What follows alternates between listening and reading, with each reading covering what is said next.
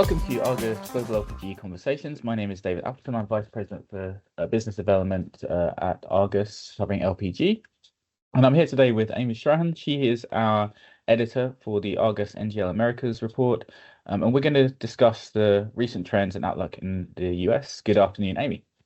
Good afternoon. So, we're going to start with, I think, what's a pretty hot topic that we touched on our recent webinar, and that's the spot terminal fees for US cargoes. And they reached an all-time high in September. So let's start. Can you just give us your view about what that tells us about terminal capacity going forward, or do you think it was just related to weather issues? Sure. Well, Argus assessed terminal fees for spot loading cargoes hit a record of 32.5 cents in mid-December, September. And it does underscore some of the tightness we've seen this year in the secondary spot market. So this came, of course, after months of scheduling delays. This started with an unexpected derecho that hit Houston in late May. That knocked out power to a wide swath of the region. And then that storm was quickly followed by Hurricane Beryl in early July, which caused another round of power outages and planned maintenance at Targa's Galena Park terminal, which just added to the round of scheduling delays for term lifters out of the Gulf Coast. So while terminals were focused on meeting their customer commitments, that left no spot cargoes available for them in the secondary market. And so any term buyer with an extra cargo to sell could really name their price. So that culminated in the 30-cent per gallon premiums relative to Mont Belvieu we saw in the first half of September. Right. And then for some of our international listeners, the 30 cents per gallon is, I think, something like $160 per ton or thereabouts, I believe. So basically very, very expensive. Extremely, yep. Yeah. And so in a normal market, sellers tend to see spot terminal fees capped by freight. Is that correct? Yes. In a normal market, yes. But during the same time, we actually saw spot VLGC rates on a Houston Chiba basis falling from $145 per ton in mid-May to as low as $79 per ton in mid-September. We think that the weakness in spot freight rates followed the easing of Panama Canal delays. And so that meant that the newly built vessels that had entered the market earlier this year finally were able to ease the availability for spot freight out of the U.S. So you had lower freight and a wider arbitrage between the U.S. and the Argus Far East Index. So that meant sellers of spot cargoes could really reap the higher netbacks to the region. For instance, we saw the paper spread between October AFEI and Mont Belvieu widen to about $278 per ton in mid-September, while at the same time, VLGC freight was only $115 per ton. So when you look at that, that's a lot of meat on the bone, frankly, for sellers to reap on that netback. Right. Okay. Very interesting. I think a situation that we haven't seen in really quite some time in the global market. And then just to clarify, this is all the secondary spot market, I believe. So then, does it have the same sort of impact on term cargoes in terms of the fundamentals shipping out of the US? No, it doesn't really appear to have had a meaningful impact to overall shipments from the U.S. This is according to Kepler data. Kepler has both propane and butane loadings out of the U.S. falling to 2 million barrels per day in July. And that's still above the about 1.9 million barrels per day we saw shipped in July of 2023.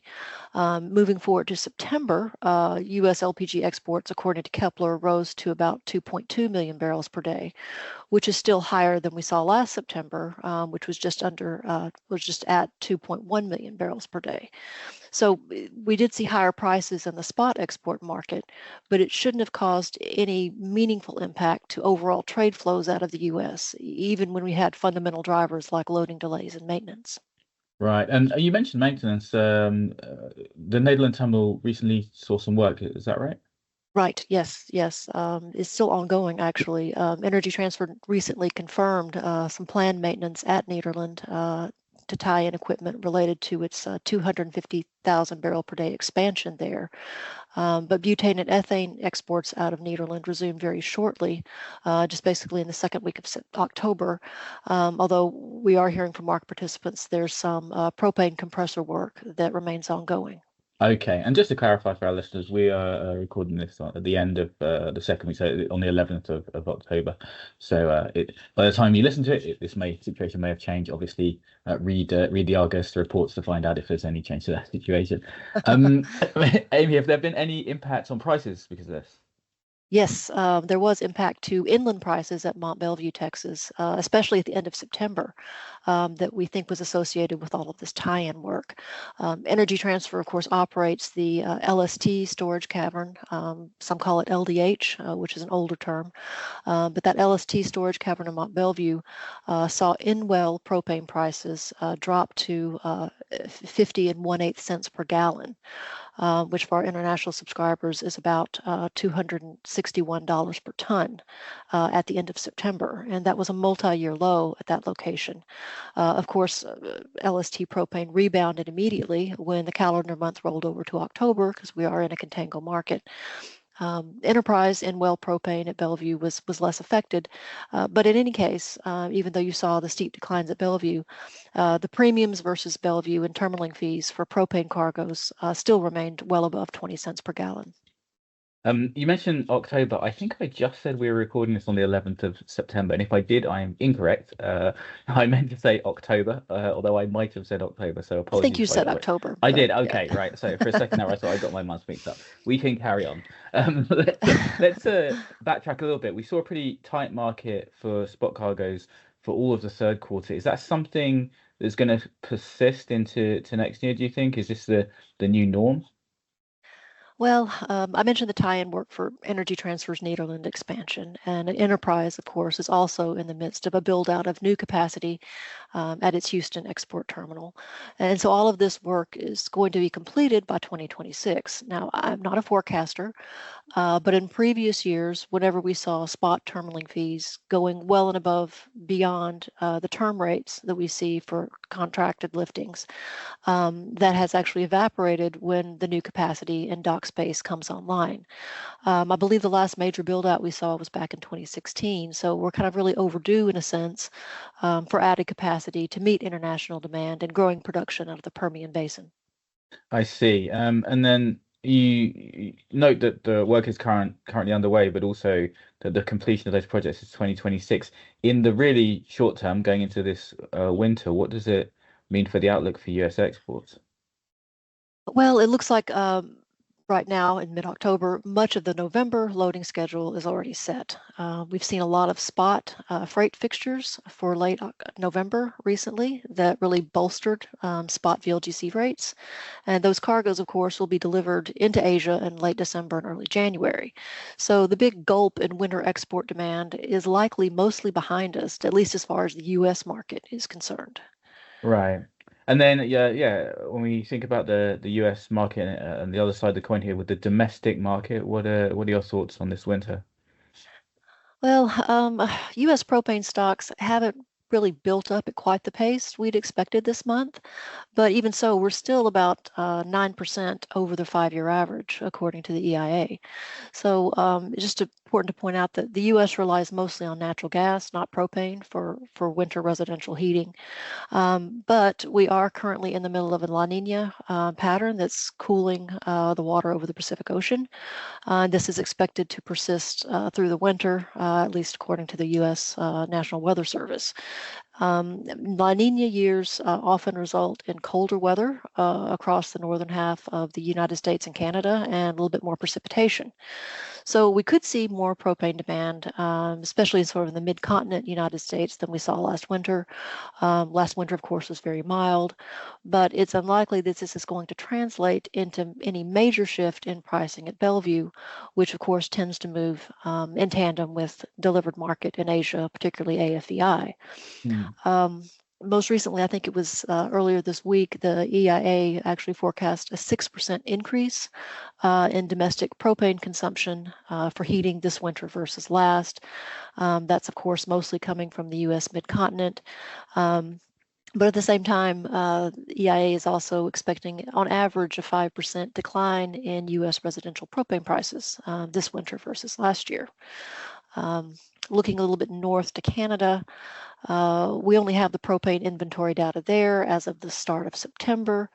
But it appears overall Canadian propane stocks are at about 10.5 million barrels, which is down about 7% versus the 5-year average.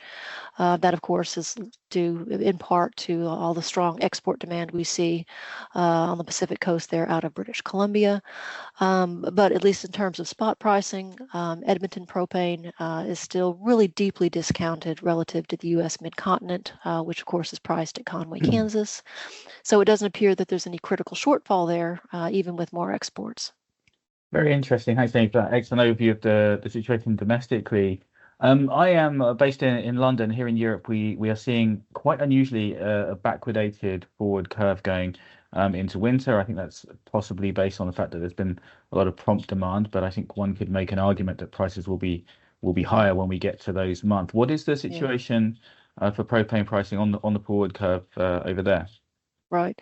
Well, here in the US, our forward curves team is actually showing about a 4 cents per gallon, which equates to about a $21 per ton carry between October and January, which is a lot steeper than the forward curve we saw at this time last year. But again, forward curves are notoriously bad predictors of prices, and we think that that's probably more reflective of the weakness that we're seeing for October propane, and won't really necessarily reflect what we're going to see later this winter. Right, exactly. We've spoken more most of the time here about propane. Just moving to the heavier grade butane. What's the situation as the fourth quarter in the US usually sees a lot of domestic demand for winter grade gasoline blending? Mhm. How is that segment shaping up this year? Butane at Mont Belvieu is actually up pretty sharply from what we would ordinarily expect this time of year, or at least let's say from what we saw last year. Last year in particular, butane inventories were pretty oversupplied. But just by way of comparison, when you look at butane's price relative to RBOB gasoline futures, butane's been averaging about 55% of RBOB so far in October. And when you compare that versus October of last year, that was only basically 36% the value of gasoline futures. Okay, interesting. So basically, can we say butane is really tight? It's certainly tighter than last year. Part of this we think was likely because we saw blenders getting a slightly earlier start to the winter grade blending season this year. In the US, we had an oversupply of summer grade gasoline, and so many market participants opt to switch over to winter grade blending a little bit earlier than we would normally expect. And at the same time, it also appears that we're seeing a larger share of split or butane only exports here in the early fourth quarter. A lot of US LPG term customers are required to take a certain annual percentage of butane from the terminals.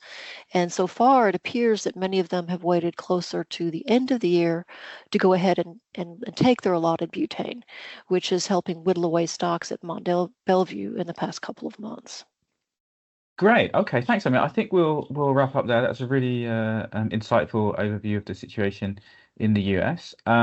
Just to note again to our listeners, this podcast is part of a series. We had a webinar which was published last week, so do look for that if you haven't seen the webinar. That's going through on a kind of higher level the global picture and a little bit of the view forward as well from our consulting division. And then we also have webinars coming out each week for the rest of this month on Thursdays. So again, next week we'll have Europe on the 24th of October, and we'll finally finish up with Asia Pacific on 31st. And do feel free to write in with any questions. There should be email addresses on the console. You can get in touch with us at lpgas@argusmedia.com, or with us directly on LinkedIn or any other channels. We're always happy to talk to you, listeners and clients. Thank you very much, everybody. Thank you, Amy. Thank you. And yeah, have a great day, and we'll look forward to doing some more of these as we go into the next year as well. Thanks, David.